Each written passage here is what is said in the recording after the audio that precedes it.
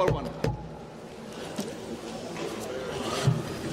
Sir, with your permission, I rise to lay on the table a copy each of the following papers, Hindi and English versions, under Article 281 of the Constitution, Report for 2026 to 2031, Volume 1, Main Report of the 16th Finance Commission.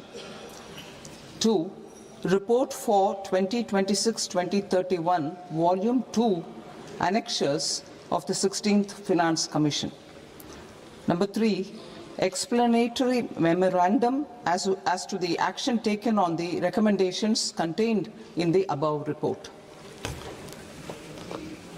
Item number 2, माननीय वित्त मंत्री Nirmala Sitharaman ji.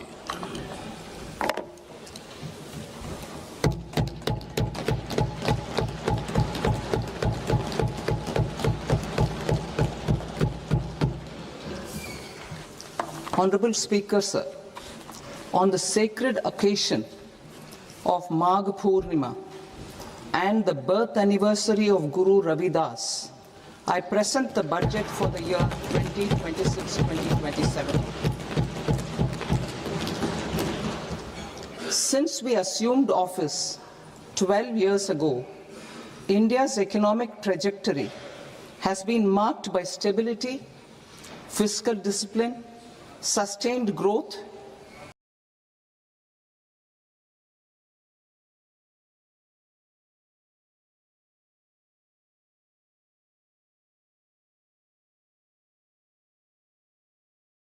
and moderate inflation. This is the result of conscious choices we have made, even in times heightened uncertainty and disruption. Our government, led by Honorable Prime Minister Modi, has decisively and consistently chosen action over ambivalence, reform over rhetoric, or populism. We have pursued far-reaching structural reforms, fiscal prudence and monetary stability, whilst maintaining a strong thrust on public investment. Atmanirbharta as a lodestar, we have built domestic manufacturing capacity, energy security, and reduced critical import dependencies.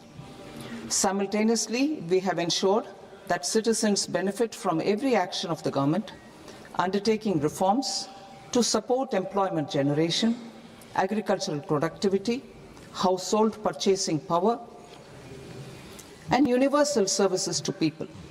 These measures have delivered a high growth rate of around 7% and helped us make substantial strides in poverty reduction and improvement in the lives of our people.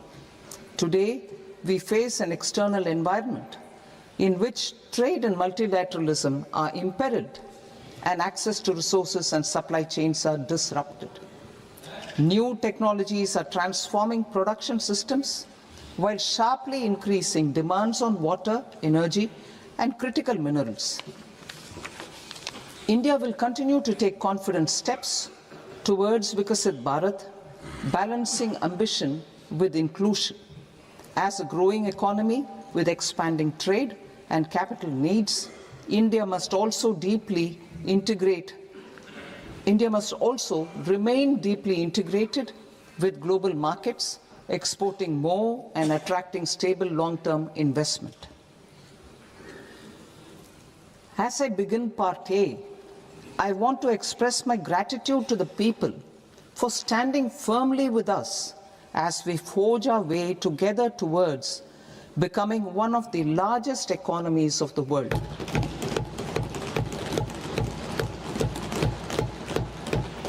Our aim is to transform aspiration into achievement and potential into performance as we ensure that the dividends of growth reach every farmer, the scheduled caste, the scheduled tribes, the nomads, the youth, the poor, and the women.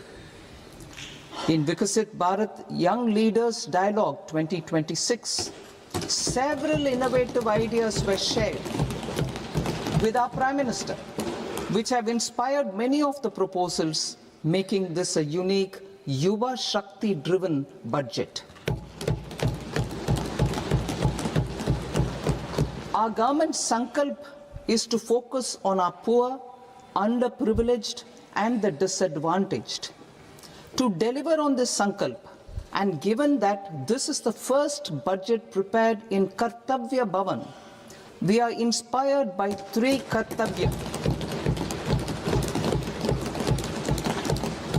Our first Kartavya is to accelerate and sustain economic growth by enhancing productivity and competitiveness and building resilience to volatile global dynamics.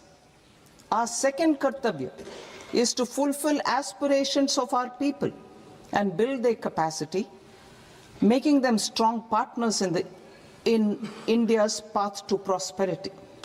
Our third Kartavya, aligned with our vision of Sabka Saath, Sabka Vikas, is to ensure that every family, community, region, and sector has access to resources, amenities, and opportunities for meaningful participation.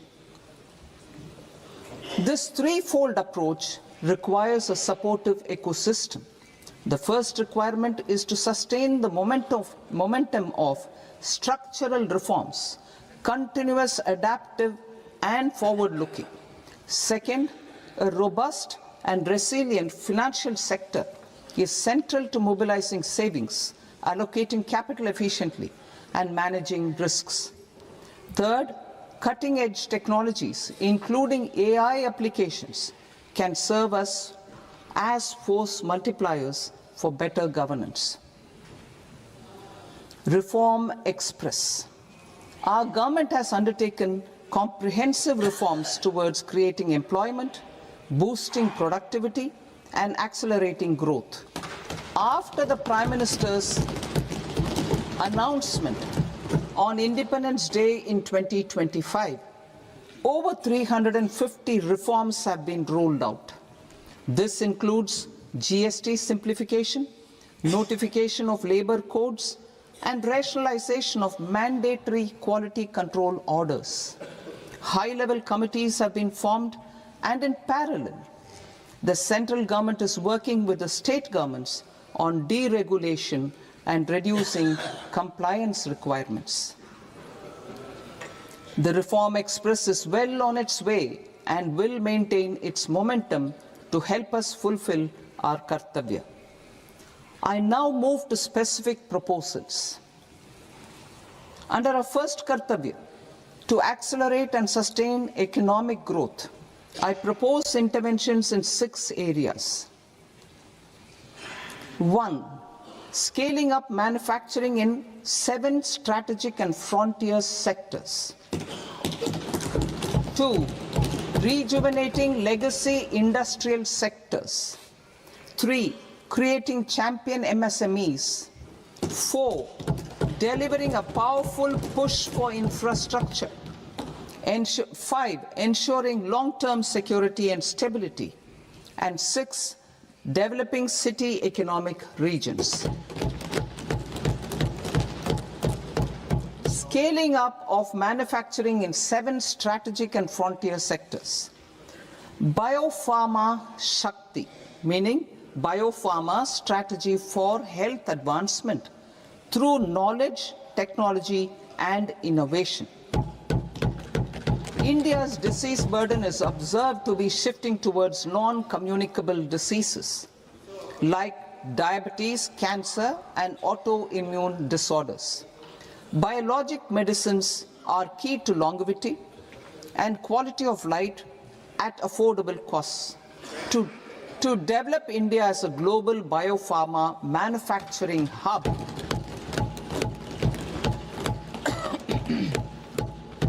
I propose the Biopharma Shakti with an outlay of 10,000 crores over the next 5 years. This will build the ecosystem for domestic production of biologics and biosimilars. The strategy will include a biopharma-focused network with 3 new national institutes of pharmaceutical education and research, popularly known as NIPERS, and upgrading 7 existing ones. It will also create a network of 1,000 accredited India clinical trials sites. We propose to strengthen the Central Drug Standard Control Organization to meet global standards and approve timeframes through and approval timeframes through a dedicated scientific review cadre and specialists. India's semiconductor mission 1.0 expanded India's semiconductor sector capabilities. Building on this, we will launch ISM 2.0 to produce equipment and materials, design full-stack Indian IP, and fortify supply chains. We will also focus on industry-led research and training centers to develop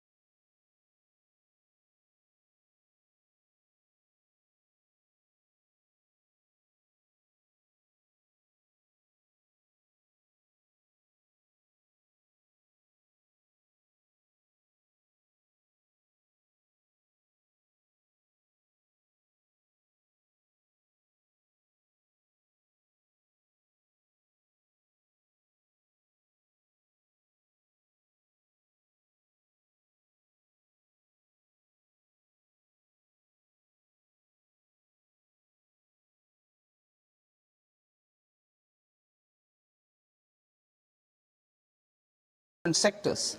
Towards building this capacity, I propose the following.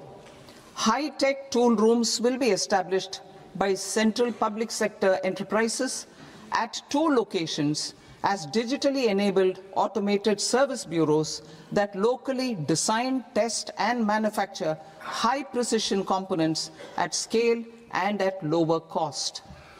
2. A scheme for enhancement of construction and infrastructure equipments will be introduced to strengthen domestic manufacturing of high-value and technologically advanced CIE. This can range from lifts in a multi-storied apartment or firefighting equipment in multiplexes, large or small, and to tunnel boring equipments for building metros and high-altitude roads. I also propose a scheme for container manufacturing to create a globally competitive container manufacturing ecosystem with a budgetary allocation of 10,000 crores over a 5-year period. For the labor-intensive textile sector, I propose an integrated program with 5 subparts. 1. The National Fiber Scheme for Self-Reliance in Natural Fibers, such as silk, wool, and jute, man-made fibers, and new-age fibers.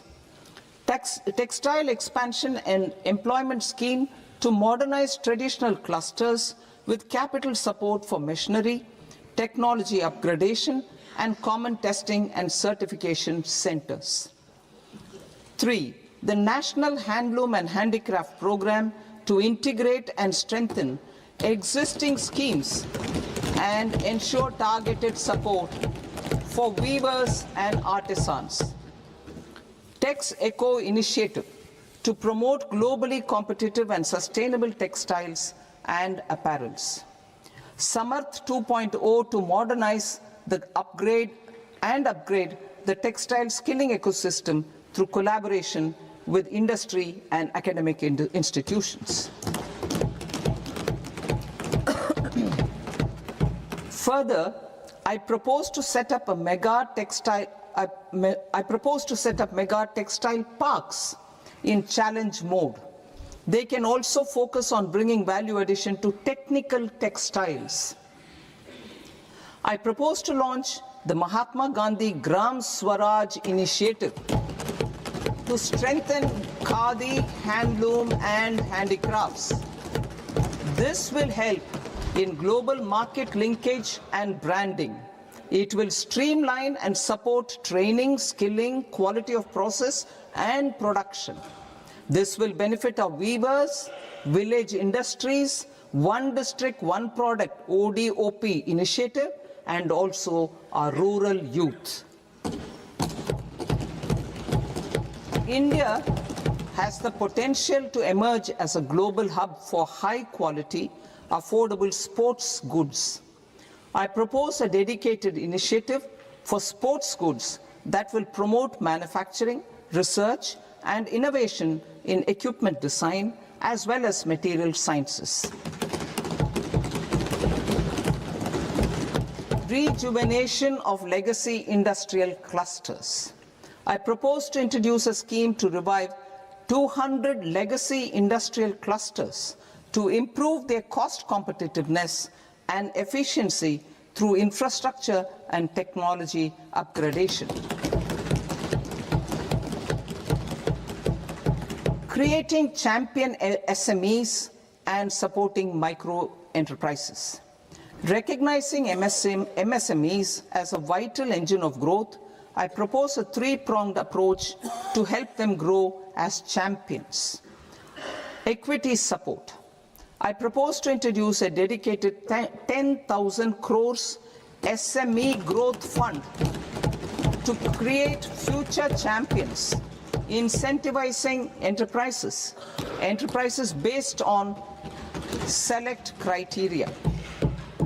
I also propose to top up the Self-Reliant India Fund, set up in 2021, with 2,000 crores to continue support to micro enterprises and maintain their access to risk capital. Liquidity support.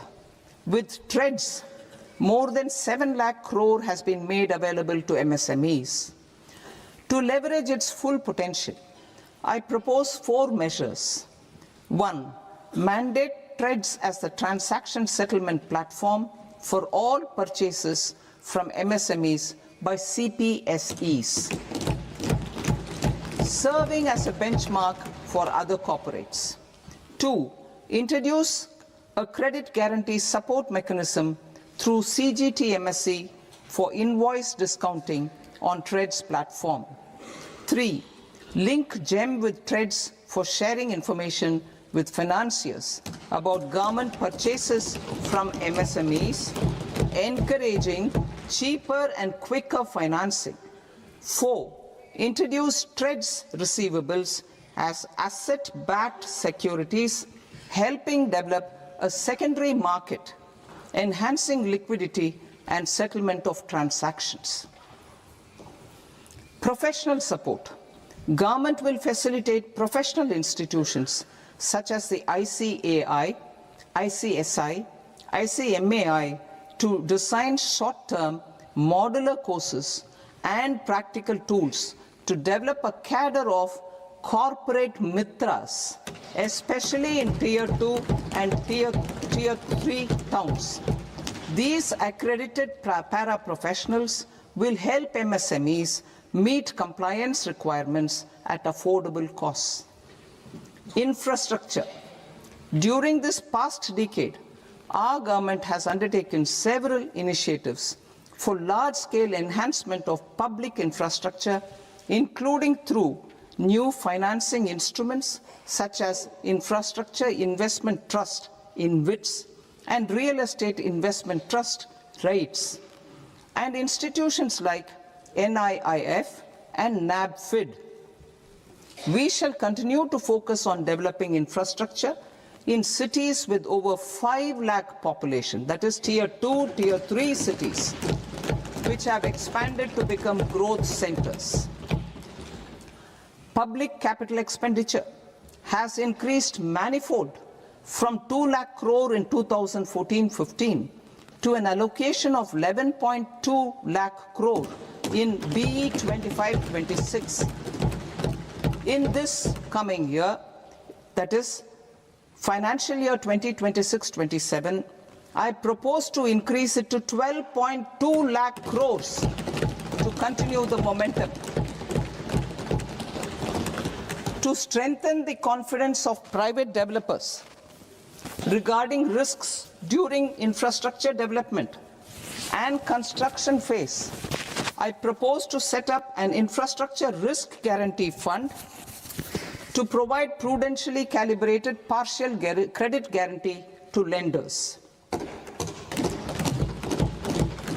Over the years, REITs have emerged as a successful instrument for asset monetization. I propose to accelerate recycling of significant real estate assets of the CPSEs through the setting up of dedicated REITs. To promote environmentally sustainable movement of cargo, I propose to 1. Establish new dedicated freight corridors connecting Dankuni in the east to Surat in the west. Operationalize 20 new national waterways over the next 5 years,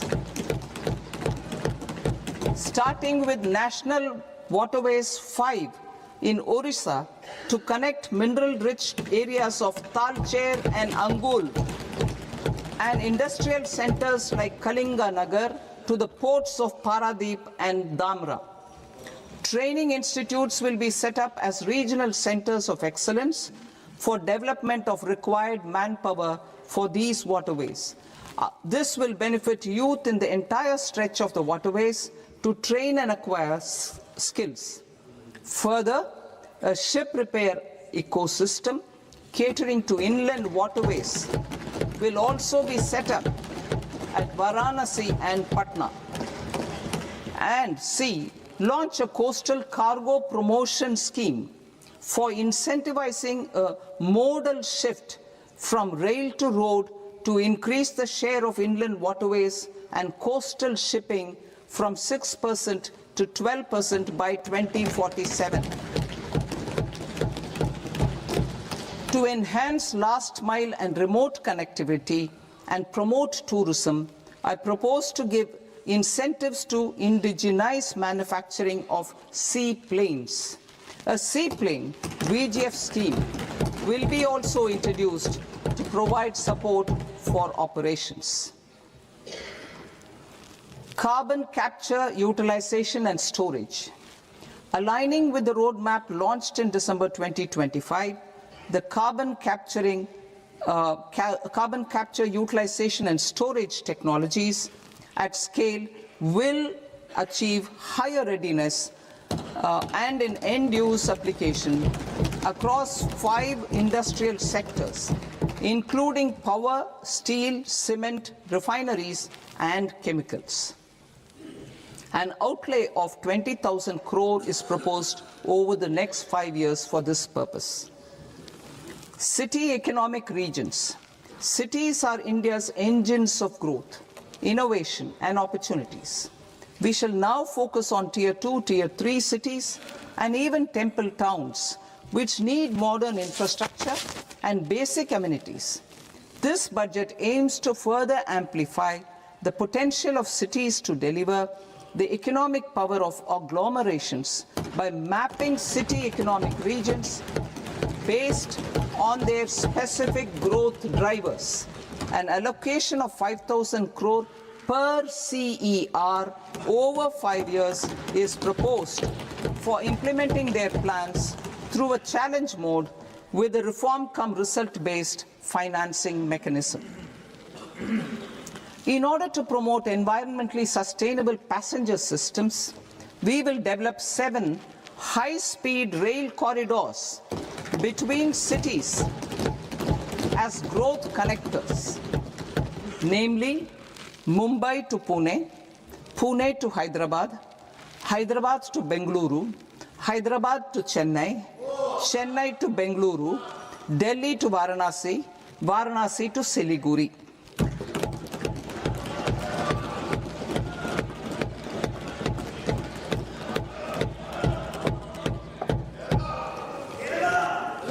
Financial sector. The Indian banking sector today is characterized by strong balance sheet, historic highs in profitability, improved asset quality, and coverage exceeding 98% of villages in the country. At this juncture, we are well placed to futuristically evaluate the measures needed to continue on the path of reform-led growth of this sector. I propose setting up a high-level committee on banking for Vikasit Bharat.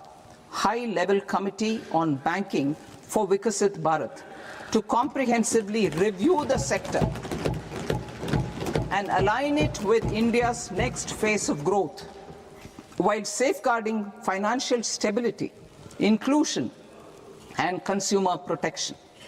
The vision for NBFCs for Vikasit Bharat has been outlined with clear targets for credit disbursement and technology adoption in order to achieve scale and improve efficiency in the public sector NBFCs.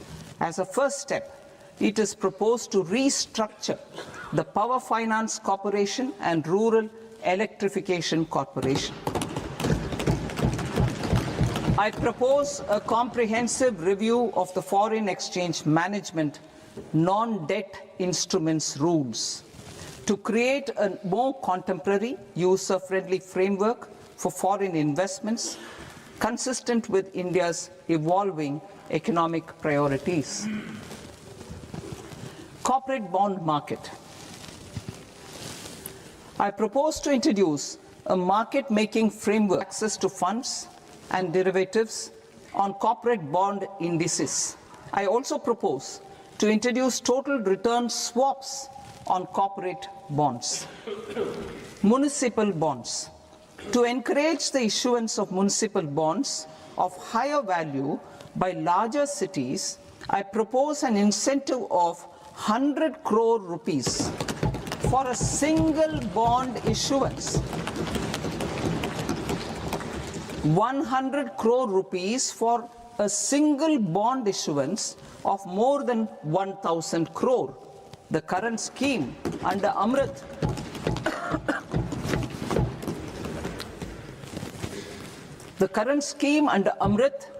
which incentivizes issuances up to 200 crores only, will also continue to support smaller and medium towns. That will also continue to support the smaller and medium towns. Ease of doing business. Individual persons resident outside India, PROI, will be permitted to invest in equity instruments of listed Indian companies through the Portfolio Investment Scheme. It is also proposed to increase the investment limit for an individual PROI under the scheme from 5% to 10%, with an overall investment limit for all individual PROIs to 24% from the current 10%. Emerging technologies including AI. 21st century is technology-driven. Adoption of technology is for the benefit of all people. Farmers in the field, women in STEM, youth keen to upskill, and Divyangjan to access newer opportunities. The government has taken several steps to support new technologies through AI Mission, National Quantum Mission, Anusandhan National Research Fund, and Research and Development and Innovation Fund. Our second kartavya is to fulfill aspirations and build capacities. Close to 25 crore individuals have come out of multi-dimensional poverty through a decade of our government's sustained and reform-oriented efforts.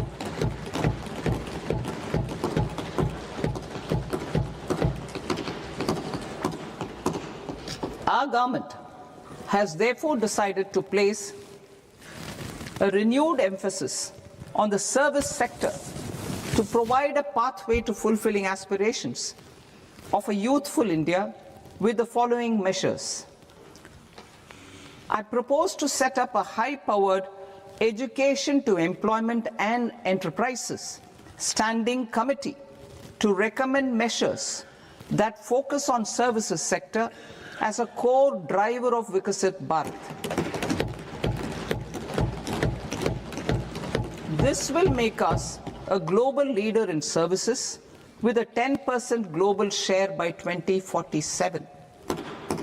The committee will prioritize areas to optimize the potential for growth, employment, and exports. They will also assess the impact of emerging technologies, including AI, on jobs and skill requirements and propose measures thereof. To create a range of skilled career pathways, a new range of skilled career pathways for our youth, I propose interventions in the following sectors. Health.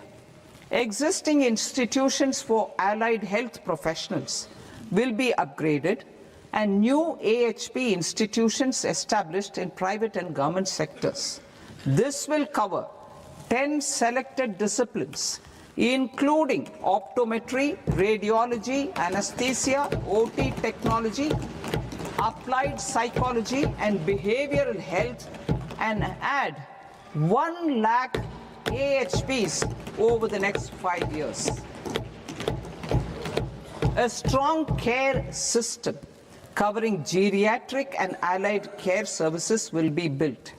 A variety of NSQF-aligned programs will be developed to train multi-skilled caregivers, combining core care and allied skills such as wellness, yoga, and operation of medical assistive devices. In the coming year, 1.5 lakh caregivers will be trained.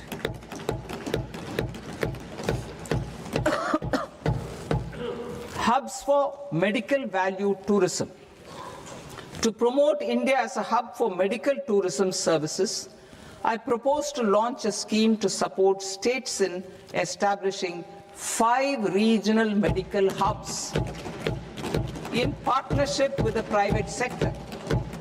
These hubs will serve as integrated healthcare complexes that combine medical, educational and research facilities. They will have Ayush centers, medical value tourism facilitation centers, and infrastructure for diagnostics, post-care and rehabilitation. These hubs will provide diverse opportunities, job opportunities for health professionals, including doctors and AHPs. Ancient Indian yoga, already respected in several parts of the world, was given a mass global recognition when Honorable Prime Minister took it to the UN. Post-COVID, Ayurveda gained a similar global acceptance and recognition. Exporting quality Ayurveda products helps farmers who grow the herbs and youth who process the products. To meet growing global demand, a few more steps are being taken. I propose to, 1, set up 3 new All India Institutes of Ayurveda. 2, upgrade Ayush pharmacies and drug testing labs for higher standards of certification ecosystem and make available more skilled personnel. 3, upgrade the WHO Global Traditional Medicine Center in Jamnagar to bolster evidence-based research, training and awareness for traditional medicine. Animal husbandry. Livestock contributes to close to 16% of farm income, including of poor and marginal households. To scale up availability of veterinary professionals by more than 20,000, I propose to roll out a loan-linked capital subsidy support scheme for establishment of veterinary and para-veterinary colleges, veterinary hospitals, diagnostic laboratories, and breeding facilities in private sector. Collaboration between Indian and foreign institutions will also be facilitated. Orange economy. India's animation, visual effects, gaming and comics sector, AVGC sector, is a growing industry projected to require 2 million professionals by 2030. I propose to support the Indian Institute of Creative Technologies, Mumbai, in setting up AVGC content creator labs in 15,000 secondary schools all over the country and 500 colleges. The Indian design industry is expanding rapidly, and yet there is a shortage of Indian designers. I propose to establish, through Challenge Route, a new National Institute of Design to boost design education and development in the eastern region of India. Education. Our government will support states through Challenge Route in creating 5 university townships in the vicinity of major industrial and logistics corridors. These planned academic zones will host multiple universities, colleges and research institutions, skill centers and residential complexes. In higher education, STEM institutions, prolonged hours of study and laboratory work pose some challenges for girl students. Through VGF, Viability Gap Funding and capital support, 1 girls' hostel will be established in every district.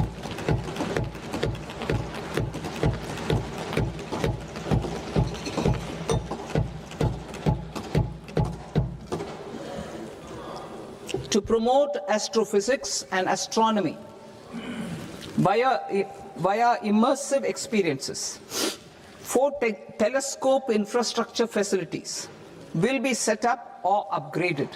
The National Large Solar Telescope, the National Large Optical Infrared Telescope, the Himalayan Chandra Telescope, and the Cosmos 2 Planetarium. Tourism. The tourism sector has the potential to play a large role in the employment generation, forex earnings, and expanding the local economy.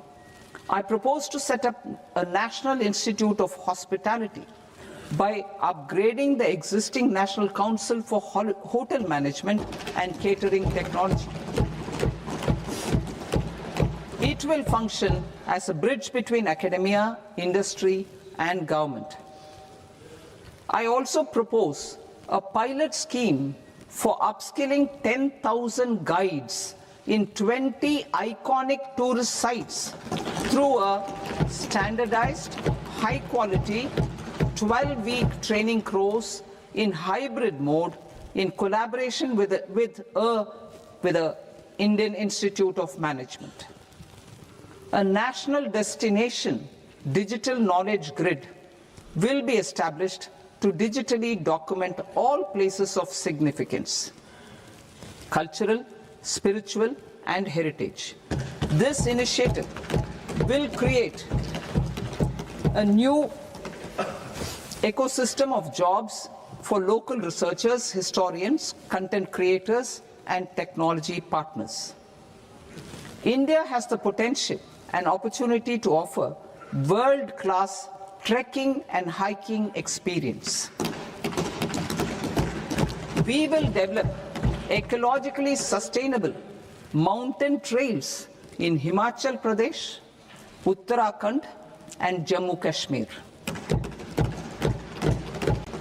Also in Araku Valley in the Eastern Ghats and Podigai Malai in the Western Ghats. Turtle trails along key nesting sites in the coastal areas of Odisha, Karnataka, and Kerala. And 3 bird watching trails along the Pulikat Lake in Andhra Pradesh, Tamil Nadu. It's on the border. Under the visionary leadership of Honorable Prime Minister, we established the International Big Cat Alliance in 2024.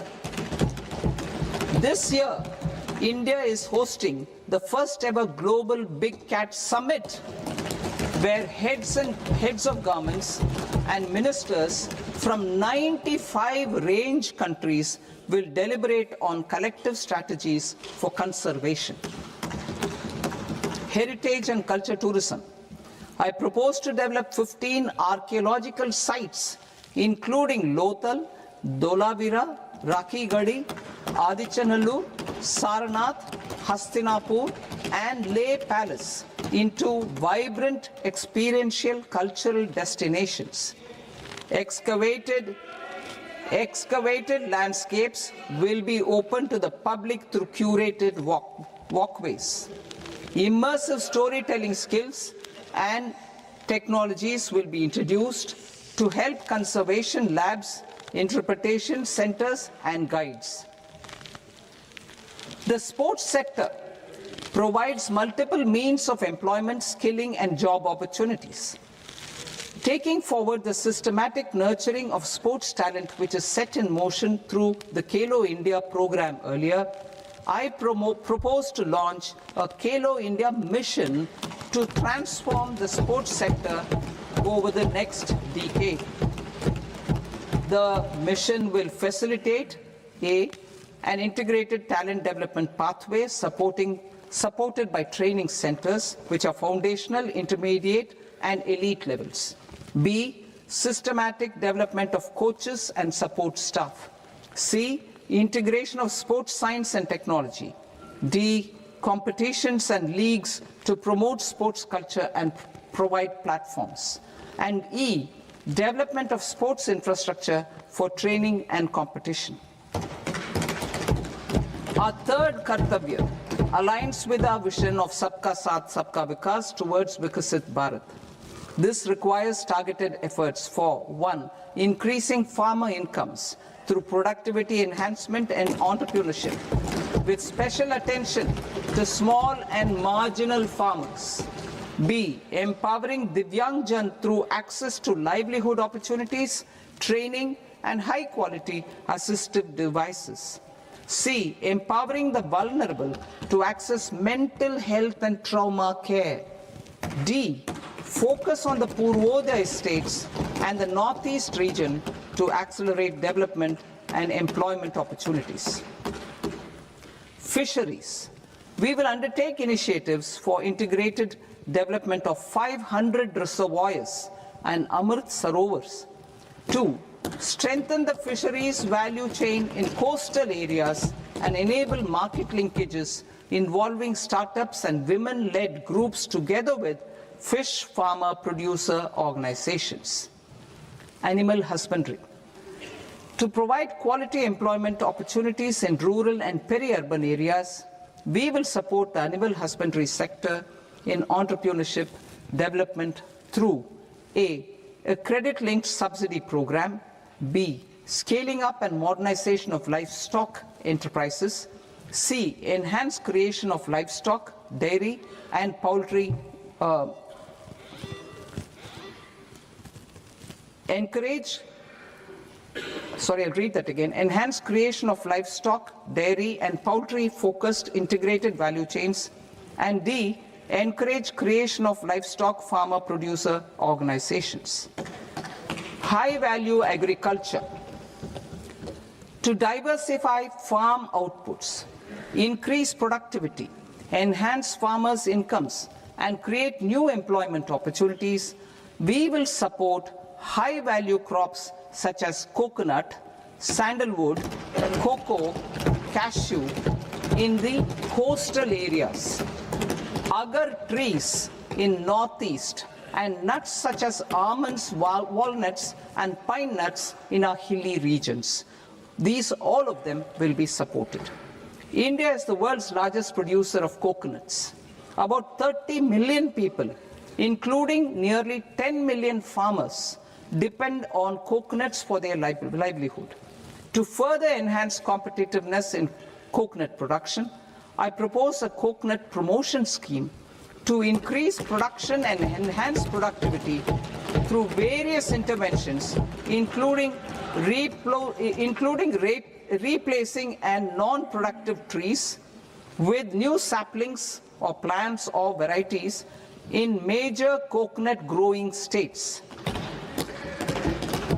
A dedicated program is proposed for Indian cashew and cocoa to make India self-reliant in raw cashew and coconut production and processing, enhance export competitiveness, and transform Indian cashew and Indian cocoa into premium global brands by 2030. Sandalwood. Sandalwood is closely linked to India's social and cultural heritage.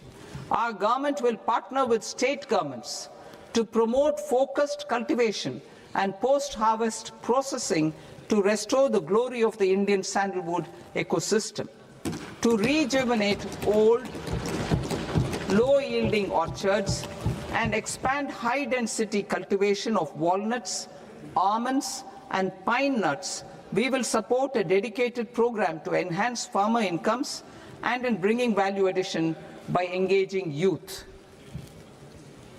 Bharat Vistar, that is virtually integrated system to access agricultural resources. I propose to launch Bharat Vistar, a multilingual AI tool that shall integrate the AgriStack portals and the ICAR package on agricultural practices with AI systems. This will enhance farm productivity, enable better decisions for farmers, and reduce risk by providing customized advisory support. She Marts for rural women-led enterprises. Building on the success of Lakpati Didi program, I propose to help women take the next step from credit-linked livelihoods to being owners of enterprises. Self-help entrepreneur, She Marts will be set up as community-owned retail outlets within the cluster-level federations through enhanced and innovative financing instruments. Empowering Divyangjan. Divyangjan Kaushal Yojana. Information technology, AVGC sectors, hospitality and food and beverages sectors often offer task-oriented and process-driven roles which are suitable for Divyangjan. We will ensure dignified livelihood opportunities through industry-relevant and customized training specific to each Divyangjan group. Divyang Sahara Yojana. Timely access to high-quality assistive devices for all eligible Divyangjan is a fundamental need.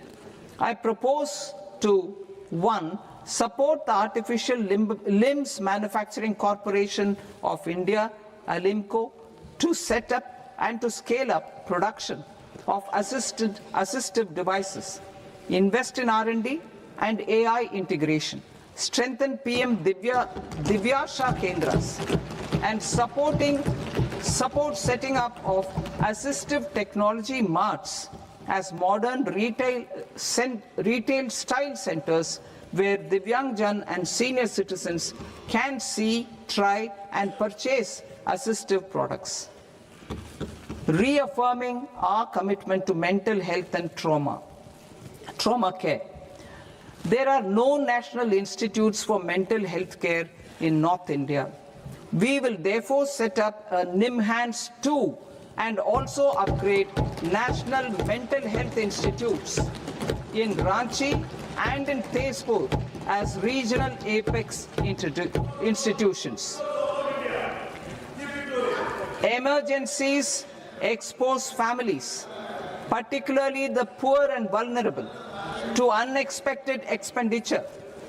We will strengthen and increase these capacities by 50% in district hospitals by establishing emergency and trauma care centers.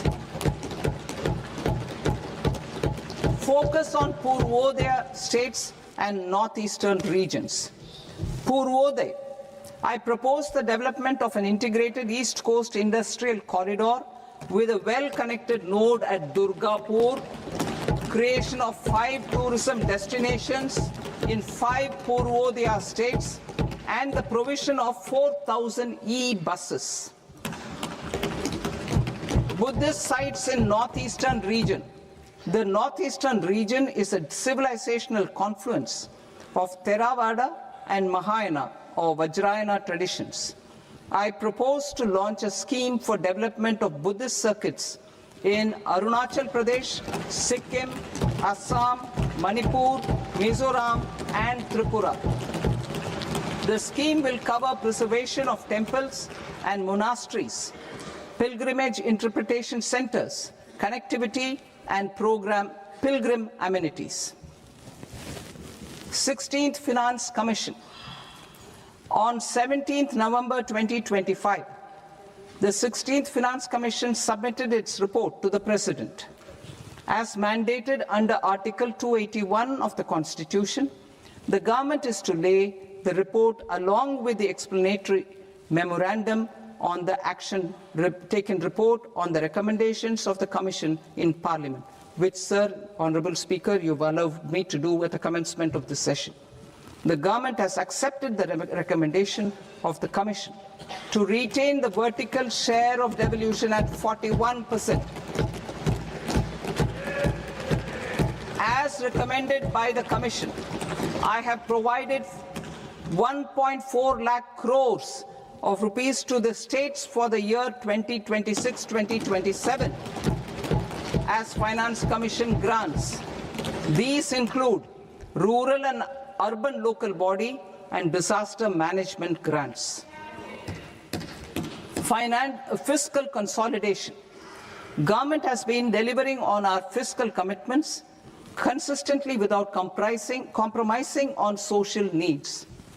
To strive towards accepted standards of fiscal management in Budget 25-26, I had indicated that the central government would target reaching a debt to GDP ratio of 50 plus or minus 1% by 2030-31.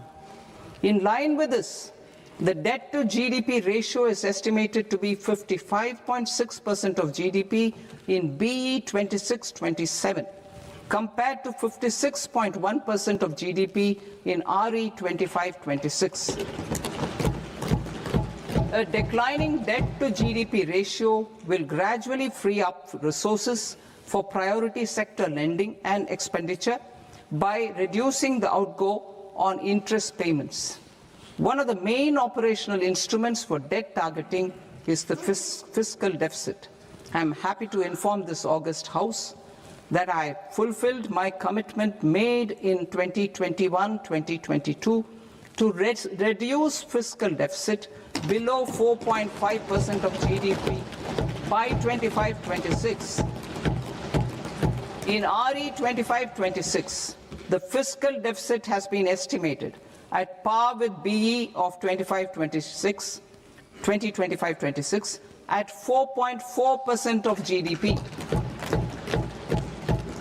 In line with the new fiscal prudence path of debt consolidation, the fiscal deficit in BE 26-27 is estimated to be 4.3% of the GDP.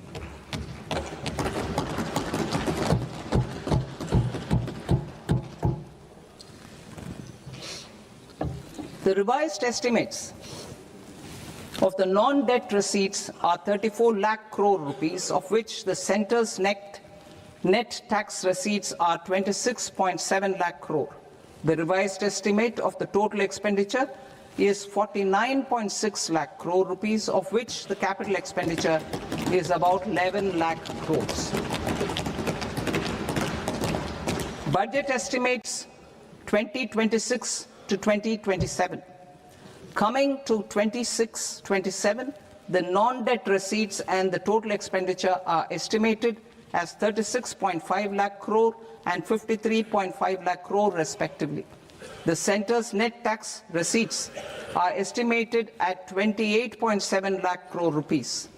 To finance the fiscal deficit, the net market borrowings from dated securities are estimated at 11.7 lakh crore rupees.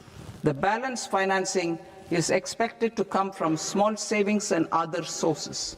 The gross market borrowings are estimated at 17.2 lakh crore rupees. I'll now move to Part B.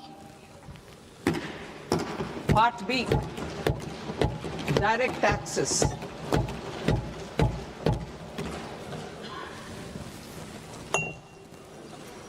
Honorable Speaker, sir, I now present my proposals on direct taxes. New Income Tax Act. In July 2024, I announced a comprehensive review of the Income Tax Act 1961.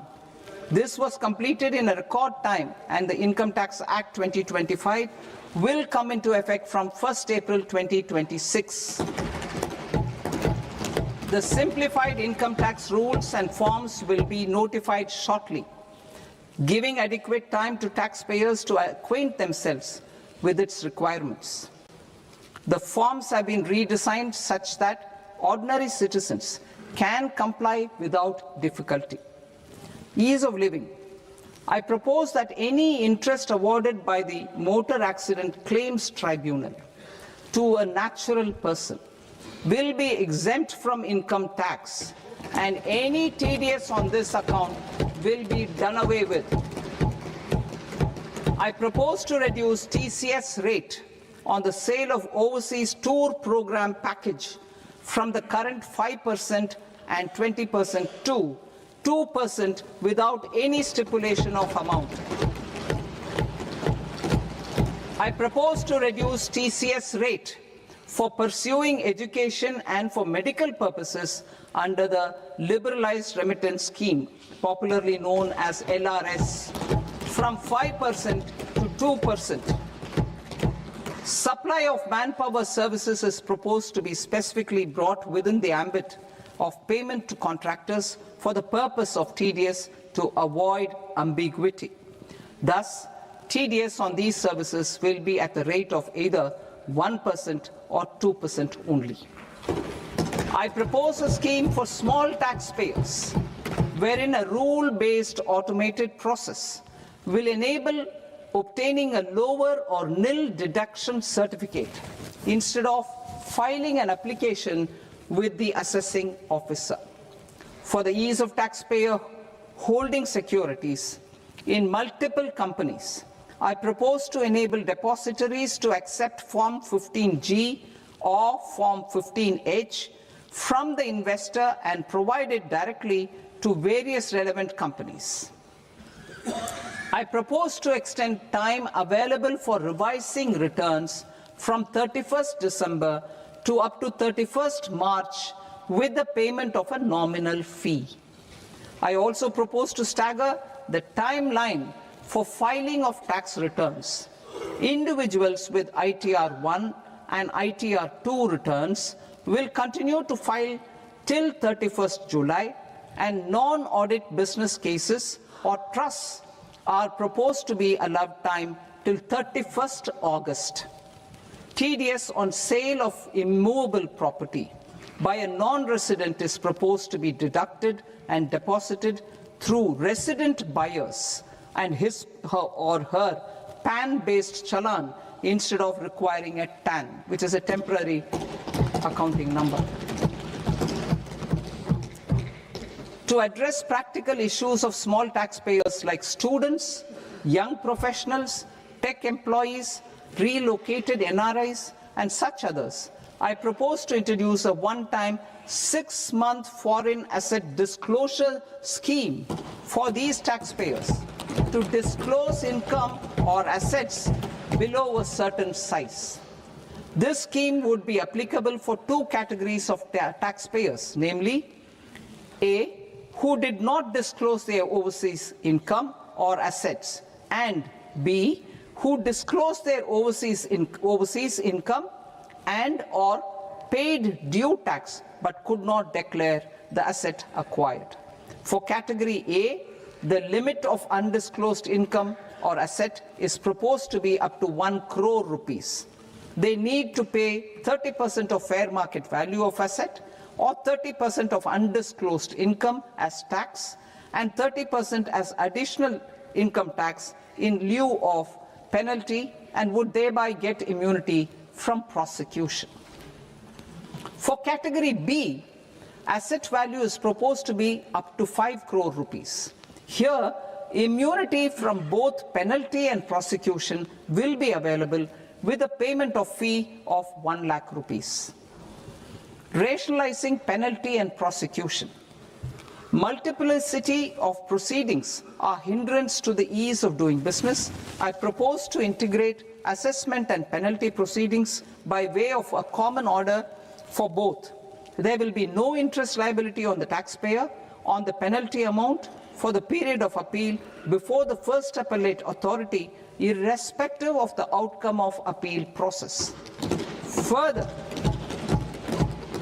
quantum of prepayment is being reduced from 20% to 10% and will continue to be calculated only on core tax demand. As an additional measure for reducing litigation, I propose to allow taxpayers to update their returns even after reassessment proceedings have been initiated, and an additional 10% tax rate over and above the rate applicable for the relevant year. The assessing officer will then use only this updated return in his proceedings. There is already a framework for immunity from penalty and prosecution in the cases of underreporting. I propose to apply this framework for immunity to misreporting too. However, in such a case, the taxpayer will need to pay 100% of the tax amount as an additional income tax over and above the tax and interest due. Penalties for certain technical defaults, such as failure to get accounts audited, non-furnishing of transfer pricing audit report, and default in furnishing statement for financial transactions, are proposed to be converted into fee.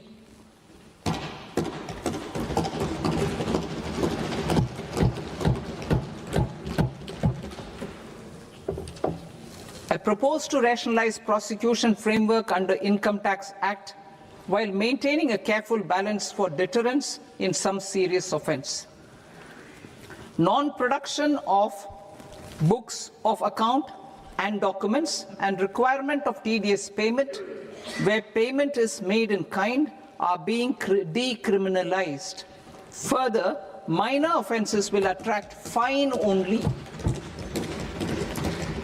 The remaining prosecutions will be graded commensurate with the quantum of offence. They will entail only simple imprisonment with maximum imprisonment reduced to 2 years and power to courts to convert even those into fines. There is no penalty. There is no penalty presently for non-disclosure of non-immovable foreign assets with aggregate value less than 20 lakh rupees.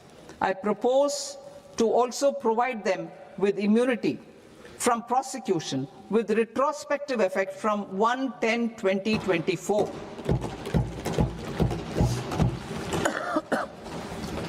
Cooperatives.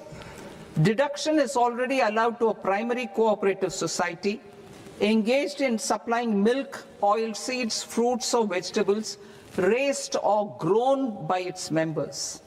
I propose to extend this deduction to also include supply of cattle feed and cotton seed produced by its members. I propose to allow inter-cooperative society dividend income as deduction under the new tax regime to the extent it is further distributed to its members. I further propose to allow exemption for a period of 3 years to dividend income received by a notified national cooperative federation on their investments made in companies up to 31/1/2026. This exemption would be allowed only for dividends further distributed to its member cooperatives.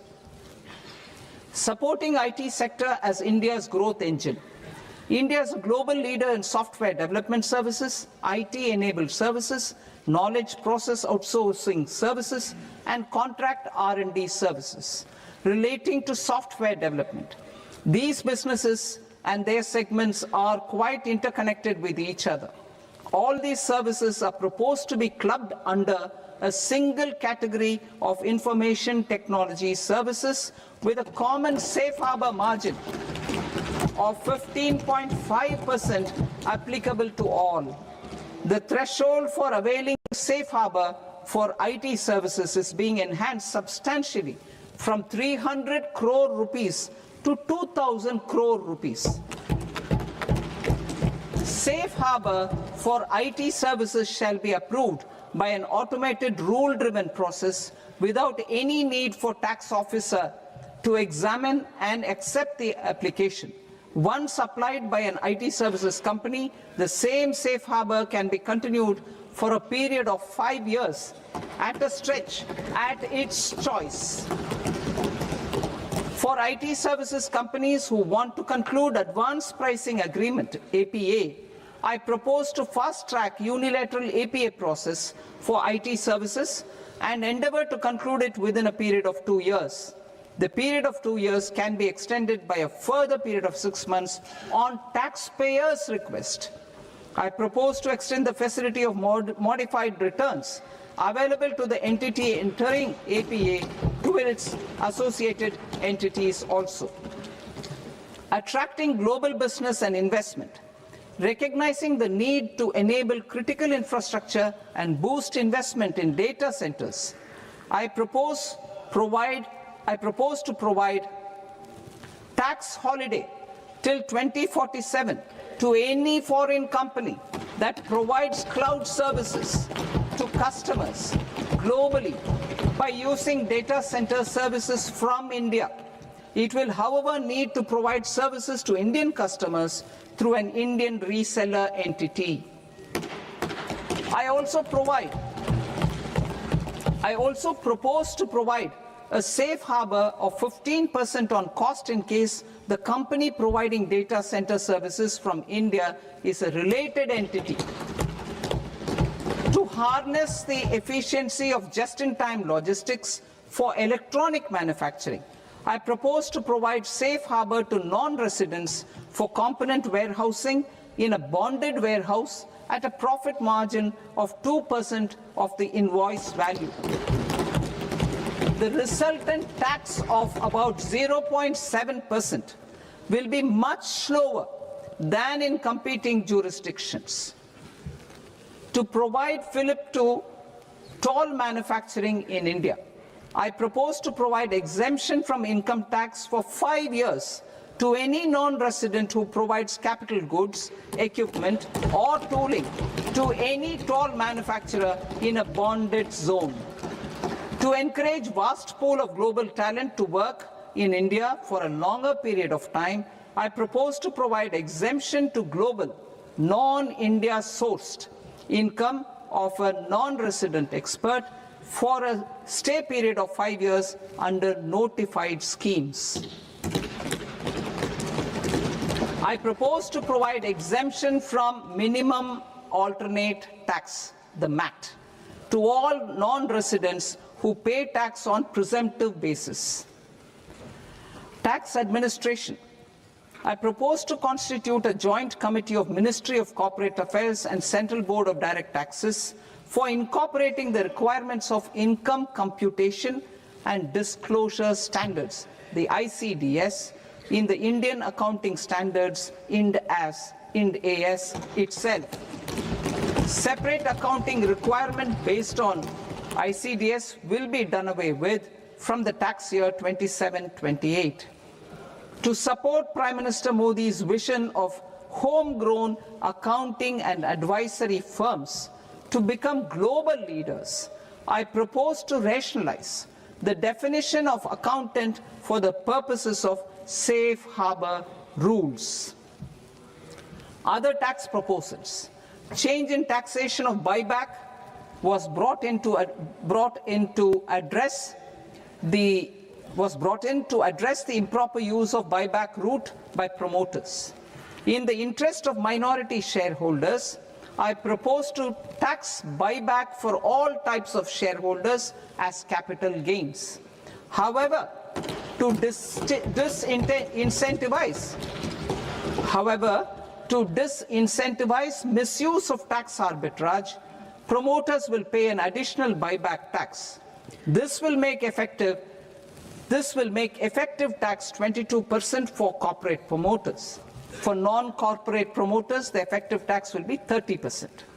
TCS rate for sellers of specific goods, namely alcoholic liquor, scrap, and minerals, will be rationalized to 2%, and that on tendu leaves will be reduced from 5% to 2%. I propose to raise the STT on futures to 0.05% from the present 0.02%. STT on options premium and exercise of options are both proposed to be raised to 0.15% from the present rate of 0.1% and 0.125% respectively. We reformed the taxation landscape for corporates in 2019 by providing them a simplified regime with lower tax rate so that they could productively focus on business rather than on claim of deductions and exemptions. To encourage companies to shift to the new regime, set off of brought forward MAT credit, minimum alternate tax credit, is proposed to be allowed to companies only in the new regime. Set off using available MAT credit is proposed to be allowed to an extent of 1/4 of the tax liability in the new regime. MAT is proposed to be made final tax, so there will be no further credit accumulation from 1st April 2026. In line with this change, the rate of final tax is being reduced to 14% from the current MAT rate of 15%.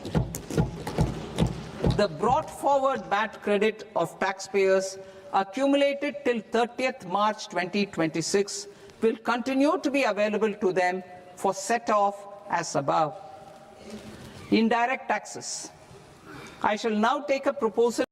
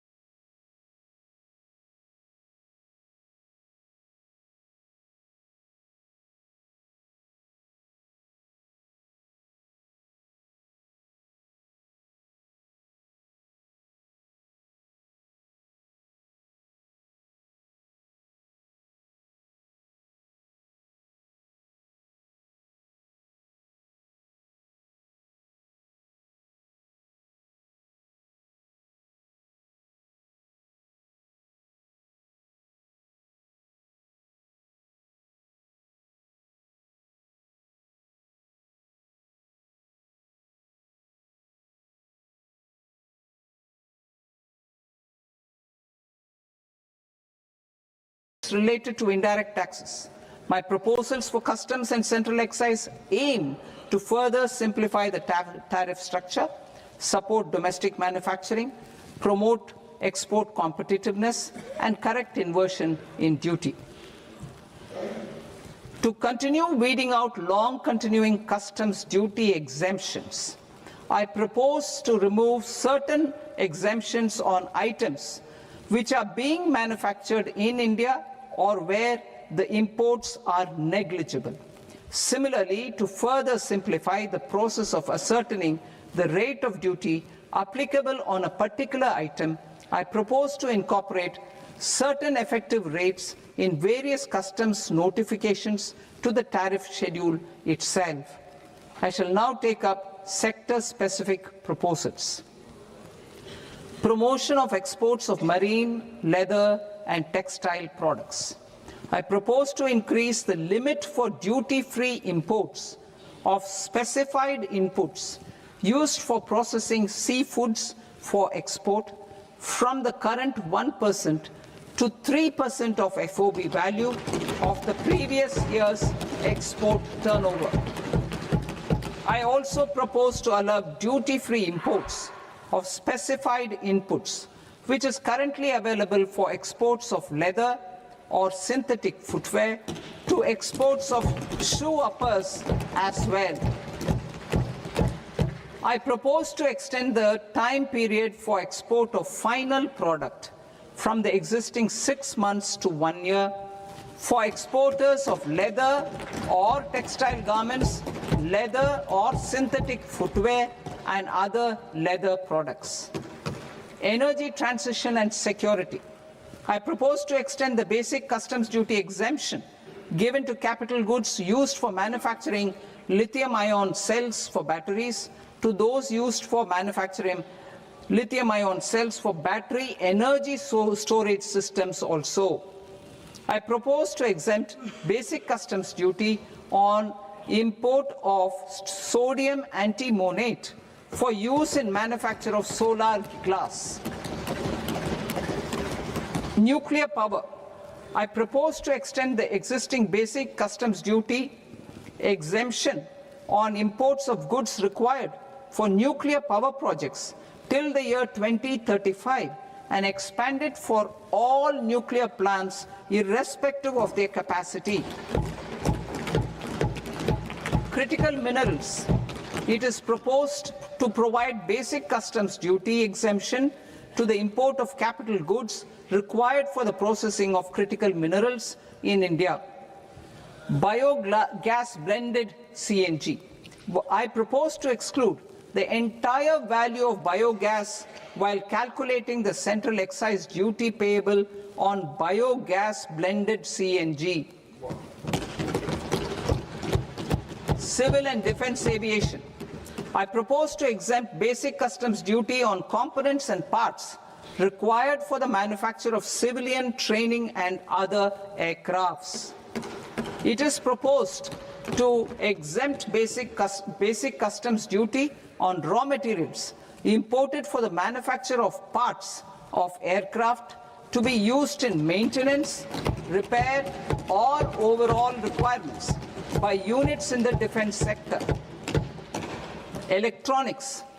To deepen value addition in the consumer electronics sector, I propose to exempt basic customs duty on specified parts used in the manufacture of microwave ovens. Special economic zone. To address the concerns arising about utilization of capacity by manufacturing units in the special economic zones due to global trade disruptions, I propose as a special one-time measure to facilitate sales by eligible manufacturing units in SEZs to the domestic tariff area at concessional rates of duty. The quantity of such sales will be limited to a prescribed proportion of their exports. Necessary regulatory changes will be undertaken to operationalize the measures while ensuring level playing field for the units working in the DTA. Ease of living. To rationalize the customs duty structure for goods imported for personal use, I propose to reduce the tariff rate on all dutiable goods imported for personal use from 20% to 10%. To provide relief to patients, particularly those suffering from cancer, I propose to exempt basic customs duty on 17 drugs or medicines. I propose also to add 7 more rare diseases for the purposes of exempting import duties on personal imports of drugs, medicines, and food for special medical purposes used in their treatment. Customs process. India's role and share in the global trade is poised for a major leap in line with our ambition and journey towards Vikasit Bharat. In this regard, I propose many measures for custom processes to have minimal intervention for smoother and faster movement of goods and greater certainty to the trade. Trust-based systems. I propose to enhance duty deferral period for Tier 2 and Tier 3 authorized economic operators, known as AEOs, from 15 days to 30 days. I propose to provide eligible manufacturer importers the same duty deferral facility. This should encourage them to get themselves accredited as a full-fledged Tier 3 AEO in due course. To provide greater certainty and for better business planning, I propose to extend validity period of advance ruling binding on customs from the present 3 years to 5 years. In the spirit of the whole of government approach,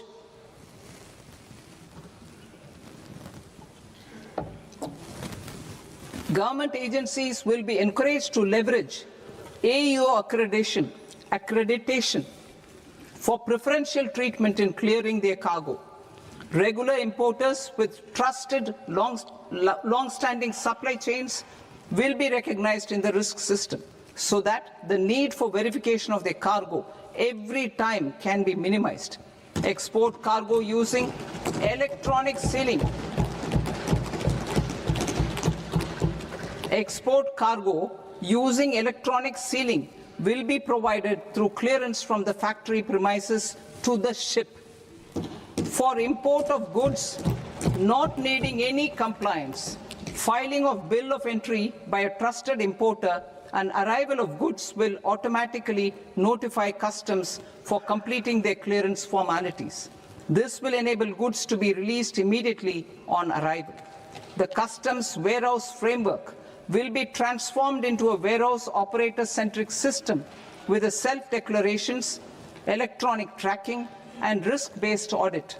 These reforms will move away from the current system of officer-dependent approvals and reduce transaction delays and compliance costs.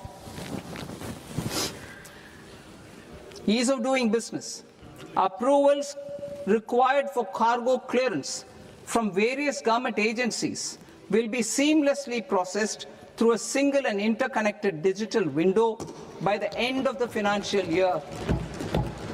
Processes involved in clearance of food, drugs, plant, and animal and wildlife products, accounting for about 70% of interdicted cargo, will be operationalized on this system by April 2026 itself. For goods not having any compliance requirement, clearance will be done by customs immediately after online registration is completed by the importer, subject to the payment of duty. Customs integrated system will be rolled out in 2 years as a single integrated and scalable platform for all customs processes. Utilization of non-intrusive scanning with advanced imaging and AI technology for risk assessment will be expanded in a phased manner with the objective to scan every container across all the major ports. new export opportunities to support Indian fishermen to fully harness the economic value of marine resources beyond our territorial waters, the following measures will be taken. A. Fish catch by an Indian fishing vessel in exclusive economic zone or on the high seas will be made free of duty. Landing of such fish on foreign port will be treated as export of goods. Safeguards will be put in place to prevent misuse during fish catch, transit or transshipment. To support aspirations of India's small businesses, artisans and startups to access global markets through e-commerce, I am pleased to announce complete removal of the current value cap of 10 lakh rupees per consignment on courier exports. In addition, handling of rejected and returned consignments will be improved with effective use of technology for identifying such consignments. I propose to revise provisions governing baggage clearance during international travel to address genuine concerns of passengers. The revised rules will enhance duty-free allowances in line with the present-day travel realities and provide clarity in temporary carriage of goods brought in or taken out. There are honest taxpayers who are willing to settle disputes by paying all their dues, but they get deterred due to negative connotation associated with penalty. They will now be able to close cases by paying an additional amount in lieu of penalty. Honorable Speaker, sir, with this, I commend the budget to this august House. Jai Hind.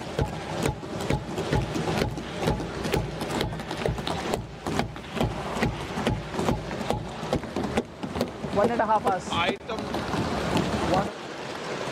Item number 3 माननीय वित्त मंत्री जी।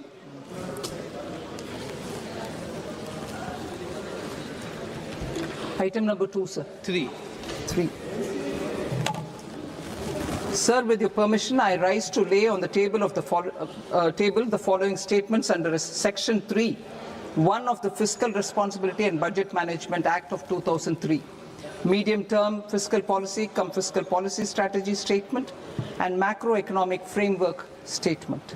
Item number 4, माननीय वित्त मंत्री जी। Sir, with your permission, I move for leave to introduce the Finance Bill 2026. प्रश्न ये कि विधेयक को पुनर्स्थापित करने की अनुमति प्रदान की जाए। जो सदस्य इस पक्ष में हाँ गए, जो सदस्य विरोध में ना गए, मेरे विचार में निर्णय हाँ वालों के पक्ष में हाँ वालों के पक्ष में अनुमति प्रदान की जाती है। माननीय मंत्री जी, अब विधेयक पूरे स्थापित करें। Sir, I introduce the bill.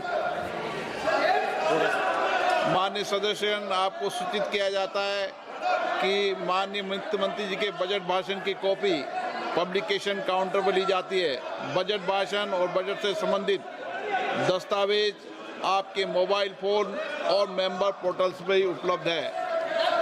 सभा की कार्रवाई कल सोमवार दिनांक 2 फरवरी 2026 को प्राप्त 11 बजे तक के लिए स्थगित की जाती है।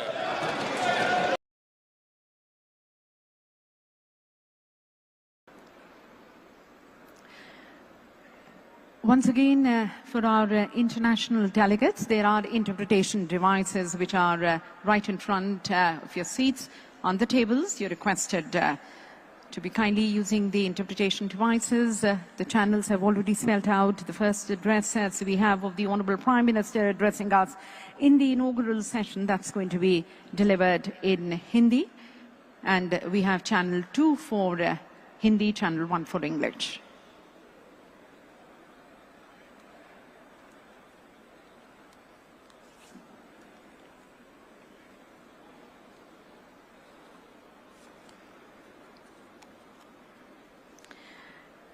In this 4 days, we have the countries, the oil producing countries, the consuming countries, the world, India, Americas, Africa, Europe, Middle East, the global CEOs of the leading companies and the leaders of the key energy institutions joining us, multilateral organizations, think tanks, investors for this policy-level dialogue, for this global dialogue which we have on energy, the technical sessions on various themes in 15 technical categories, ladies and gentlemen.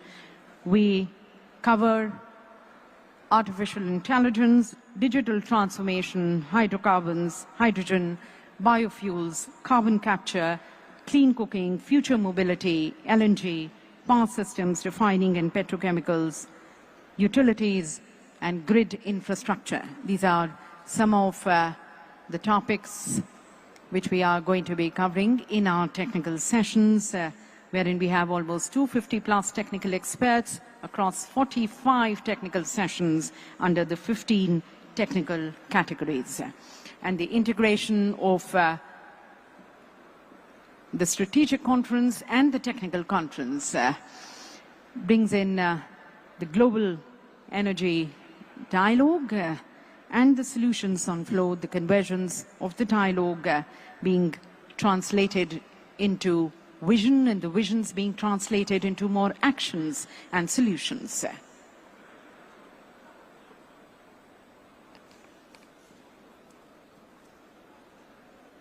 So let me once again welcome you all in this state-of-the-art hall where we are. We are, ladies and gentlemen, at the ONGC ATI Center, the Advanced Training Institute that offers and nurtures world-class human capital in the energy sector. This is a training center for the HSE professionals. This is a training center nurturing future-ready energy professionals. And the whole where we are, as you can see, the state-of-the-art infrastructure where we are right now, ladies and gentlemen, this was constructed in a record period of just 9 months, housing almost 4,500 people here in this very hall. And then, of course, this huge complex of ONGC ATI, almost a 250-acre place where we are. And as I mentioned, the training center, the world-class training center, extending once again, or reflecting on the commitment of India towards nurturing and raising future-ready professionals, the vision of Honorable Prime Minister towards seamlessly connecting capacity building, innovation, and the national energy priorities.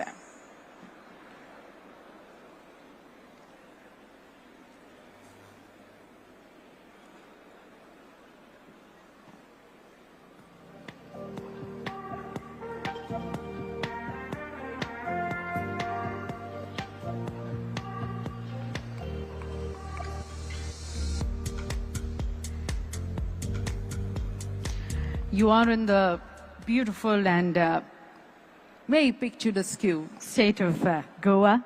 This is the southwestern state of India, along a huge coastline, a long coastline which we have along the Arabian Sea. And Goa, ladies and gentlemen, became the 25th state of India to be included in the Union of India. That was in somewhere in 1987.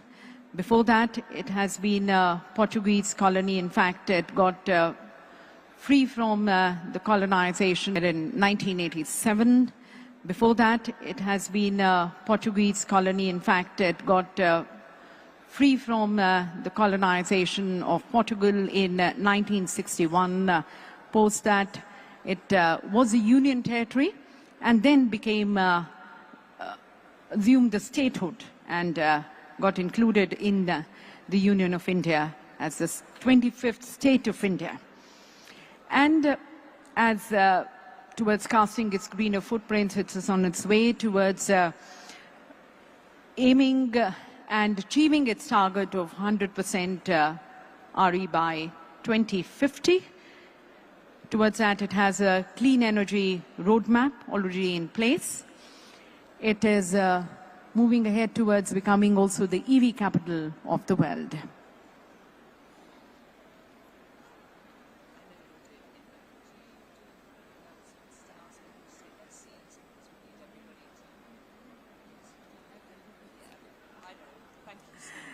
So, ladies and gentlemen, we are going to be starting with our inaugural session shortly. May I once again request all the people who are still standing, we are just waiting for all of you to be settling down. And then we have our distinguished guest of honor, the inaugural session speakers joining us in the hall, and we take the discussions with them, the guidance, the leadership being spelled out by our leaders here. But just once again, a humble request to all the people, the students who are still standing at the back, may I request you, this is a place where it's going to be a lot of learning and imbibing of knowledge and looking into the future, looking into the policy decisions which are being made on the global platform. That's a place for all of you to be learning, so please be a part of it. Kindly be taking your seats. The students who've joined us from various academic institutions, and then all the other very eminent delegates, the who's who from the world of energy joining us. Please be at your respective seats. Please have your mobile phones in the silent mode. And it's going to be a 2-hour of dedicated inaugural session as we take with our leaders joining us shortly. But before that, as I mentioned, we are just waiting for all of you to be making yourself comfortable, being at your respective seats, and being ready to be welcoming our distinguished guest of honor here. People in the pre-function area, may I just request people to be moving in, and then the gates we closed, the doors we closed later, as just if a message can be sent across to the people in the pre-function area that we are going to be starting with the inaugural session, closing for the tea and coffee outside, requesting people to be moving in. If I can request our representatives to please escort them inside so that they can be at their respective seats.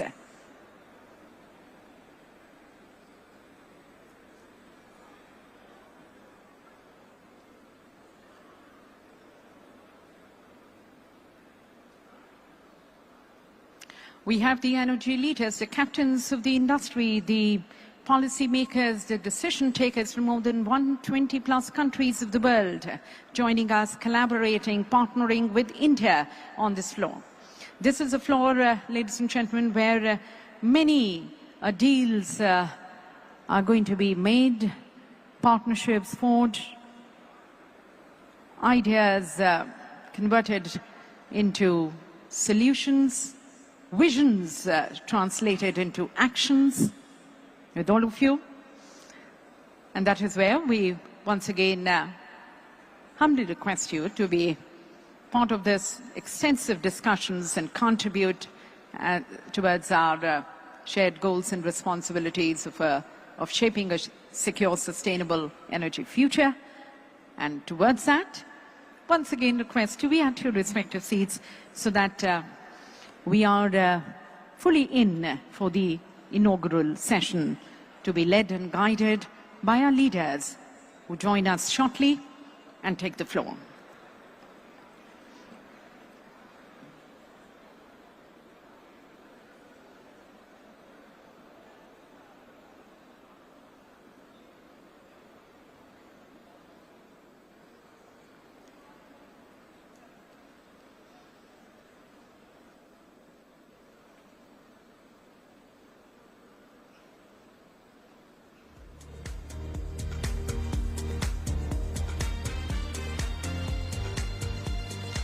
So the fourth India Energy Week just about to begin, and building on the momentum, building on the massive and impressive footprints which we have been able to cast in these earlier 3 editions of the India Energy Week. The first one having been held in Bengaluru, the Silicon Valley of India. That is where which announced the emergence of India on the global energy map. The second one, which was held in Goa itself. So this is the second IW which is being held in Goa. The third one in New Delhi, and the fourth back here in Goa. And as India Energy Week progresses, it further increases in size and capacity, in the number of delegates attending, in the number of sessions which we have. the energy leaders ideating and working out the roadmap for the future, increasing in size, increasing in capacity, increasing in discussions and deliberations, increasing in also the ambitions which we are focusing on. That's India Energy Week, ladies and gentlemen.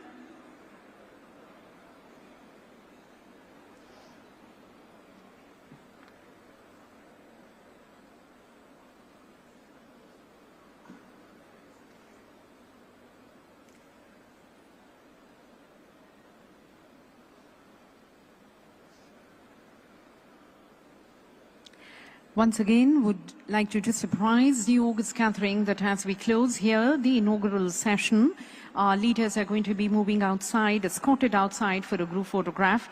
The delegates that time are requested to remain at their respective seats. We are going to be opening the gates only later and not before that. So I'll be making announcement towards it.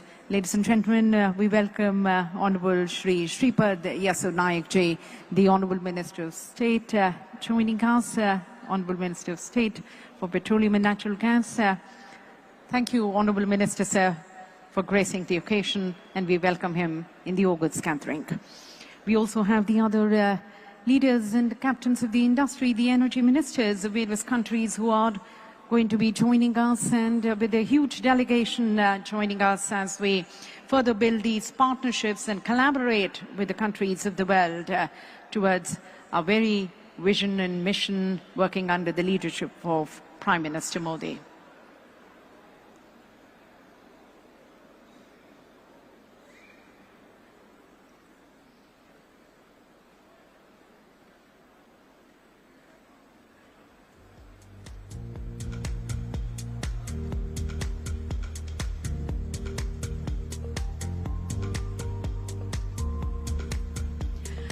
Would like to just once again apprise the August gathering, our distinguished guests of honor for the inaugural session are already in the premises. They are there in the VIP lounge. We are just waiting for all of you to be settling down, being at your respective seats. Can I just request our representatives to be please closing the tea and the coffee in the pre-function area and ushering the people inside the hall so that they can be seated.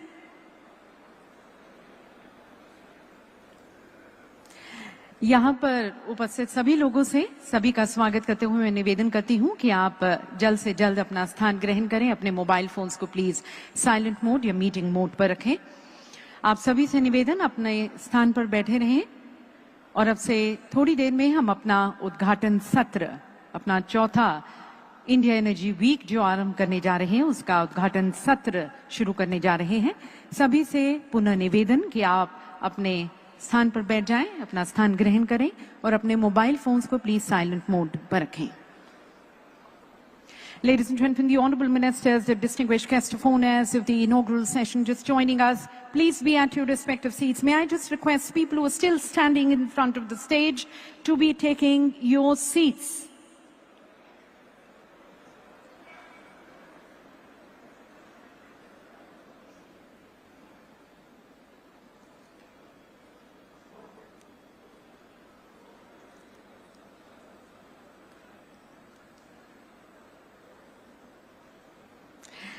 We understand everyone is enthused, excited to be part of the India Energy Week, but then, ladies and gentlemen, we need to start. And for that, requesting your support and consideration to be at your respective seats so that we can invite our distinguished guests of honors to be in the hall and further leading and guiding us. सभी लोग जो अभी भी खड़े हैं उनसे मैं विशेष निवेदन करना चाहूंगी कि प्लीज आप अपना स्थान ग्रहण करें। For the international delegates, once again, just surprising you, we have the address of the Honorable Prime Minister in Hindi. We already have the interpretation devices at your seats. You're requested to kindly use the interpretation device. There are 6 channels and at the end, as you leave for the day, requesting you to please leave the interpretation devices at your seats. We'll have them collected.